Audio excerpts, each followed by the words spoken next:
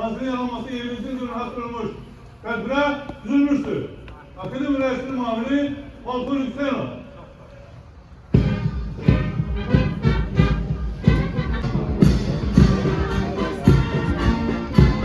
Hazırlığı şahsi heyeti temkinler başla Azerbaycan Respublikası'nın devlet bayrağı altında duygu ve doğruleridir.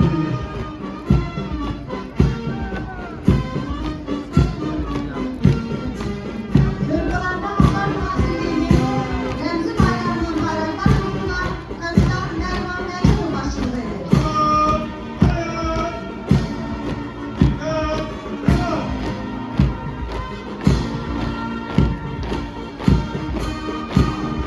Tribünaya Kırkılarda Halk Nazırlığı Akademiyası'nın tabip heyeti, akademiyede tahsil alan kursakları, hazırlıklı zabit heyeti ve peşekar mühendis şimdi yetişmeleri, talim terbiye olunmaları, gelecekte yüksek seviyenin mühendisler gibi hizmet etmeleri için öz bilinç ve bakanlıklarını